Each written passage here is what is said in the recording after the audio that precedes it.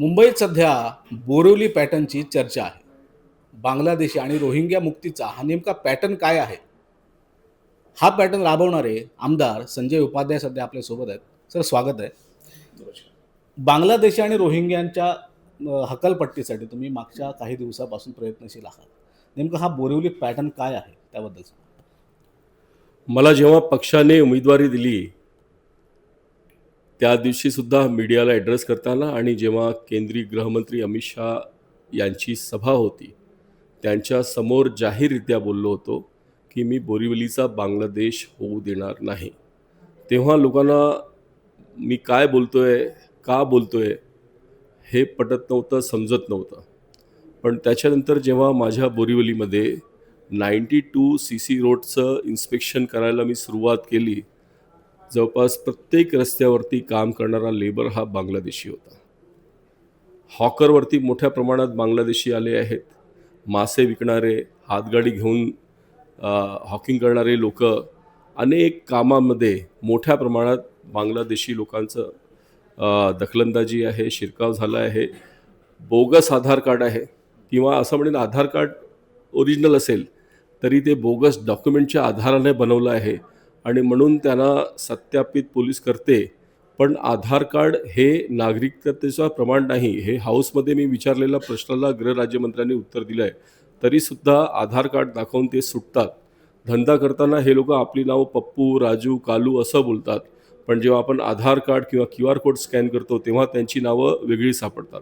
मग आपली आयडेंटिटी लपवून हे लोक रस्त्यावरती धंदा का करतात? ज्या नावाने ते आहेत त्याच नावाने त्यांनी धंदा केला पाहिजे असं माझं मत आहे. आणि म्हणून यांची वाढती संख्या आणि मुंबई उपनगर किंवा रेल्वे स्टेशनवर ज्याप्रमाणे यांचा कब्जा होत चालला आहे ती मुंबईची डेमोग्राफी बदलण्याचा एक प्रकार आहे. मुंबईच्या सुरक्षेसाठी एक खतरा आहे. आणि म्हणून संकल्प घेऊन मी बोरिवली स्टेशन ईस्ट आणि वेस्ट परिसरातून फुटपाथ असेल, रस्ता असेल, त्याच्यावर जो कब्जा अनेक वर्षापासून होता तो कब्जा मुक्त केला आहे. सन्माननीय सुप्रीम कोर्ट याच्या दिशानिर्देशानुसार रेल्वे परिसरातील 150 मीटरपर्यंतचा जो रस्ता आहे तो एन्क्रोचमेंट फ्री असला पाहिजे आणि तो करण्याचा मी प्रयत्न केला. हेच आहे बोरिवली पॅटर्न. तुमच्या बाजूचा मतदारसंघ आहे मालवणी. तिथे 2010मध्ये काही विशिष्ट धर्मियांची लोकसंख्या होती 20%. ती आता जवळपास 36% झाली असं मंगलप्रभात लोढाने कालच सभागृहात सांगितलं.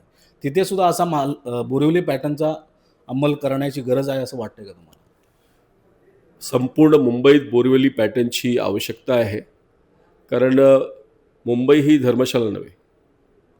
हां, देशाच्या कानाकोपऱ्यातून कोण पण मुंबईत येतो, मुंबईत संघर्ष करतो, मुंबईत आपला करिअर बनवतो, मुंबईसाठी योगदान देतो, आपल्या राज्यासाठी योगदान करतो. अनेक लोकांनी खाली हात येऊन मुंबईत नाव केलं, जगात आपलं नाव केलं, हे जगजाहीर आहे. आई मुंबादेवीची सर्वांवर कृपा आहे. पण बांगलादेशी रोहिंग्या लोक इतक्या मोठ्या संख्येत येत आहेत आणि ते 300 रुपये 400 रुपयेमध्ये काम करायला तयार आहेत. म्हणून आपल्या इथले कॉन्ट्रॅक्टर, आपल्या इथले बिल्डर जर त्यांना आपल्या साईटवरती काम करायला देत असतील तर इथल्या लेबरसाठी खतरा आहे आणि त्याशिवाय मुंबईच्या सुरक्षेसाठी हा फार मोठा खतरा आहे. लोकसभा आणि विधानसभा निवडणुकीत व्होट जिहाद झाल्याचा आरोप तुमच्या पक्षाकडून करण्यात आला होता. तर मुंबई महानगरपालिकेची निवडणूक येत्या काळात होऊ घातली आहे. तिथे अशा प्रकारे व्होट जिहाद होऊ नये म्हणून तुम्ही कशी काळजी घेता?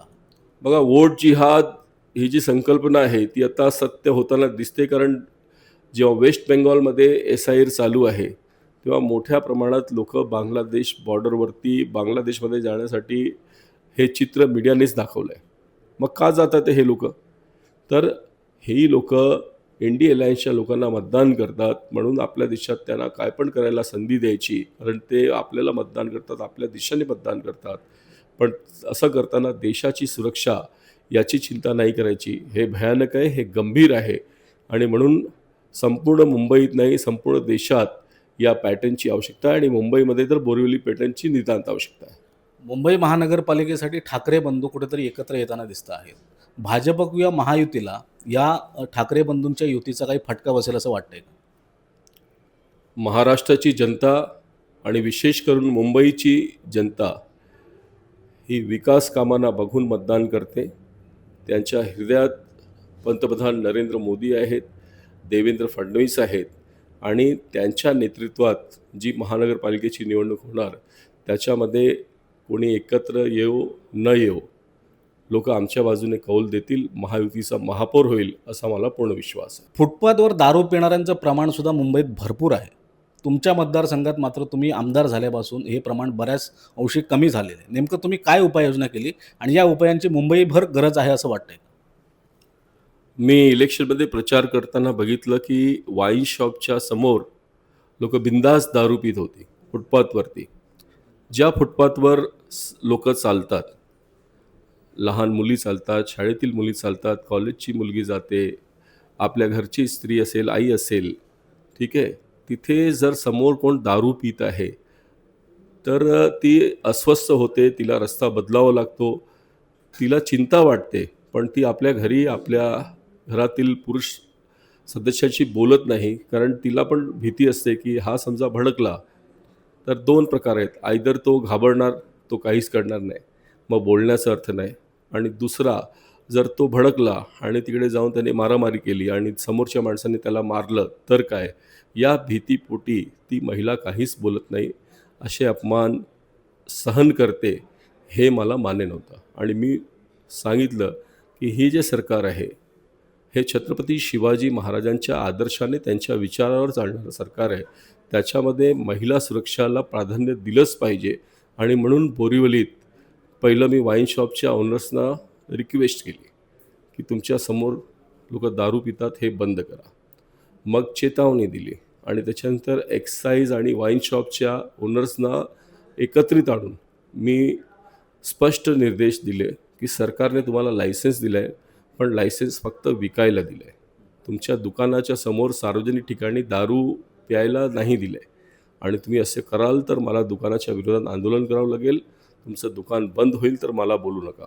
मग प्रत्येकाने आपल्या दुकानाच्या समोर बोरिवलीत आपण बघत असाल तर बॅनर बोर्ड लावले, सिक्युरिटी गार्ड लावले, आणि मला विश्वास आहे की आता बोरिवलीमध्ये प्रत्येक वाईन शॉपच्या बाहेर पहिलं जे एकदम ओपनली दारू पित होते, हे दारू पिण्याचा प्रकार मी बंद केलं.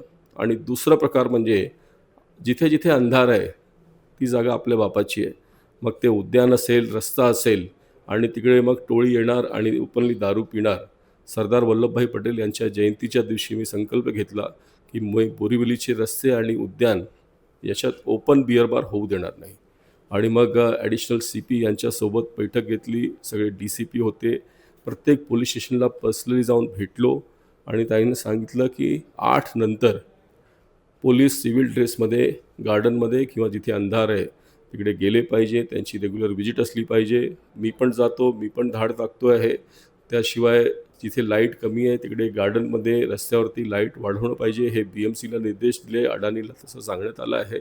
आणि या वर्षभरात हे उद्यान कुटुंबासारखे कुटुंब आपण तिकडे जाऊ शकतो असं वातावरण तयार करण्यात मला यश येईल असा मला विश्वास आहे. धन्यवाद सर आमच्याशी संवाद साधल्याबद्दल. तर हे होते आमदार संजय उपाध्याय.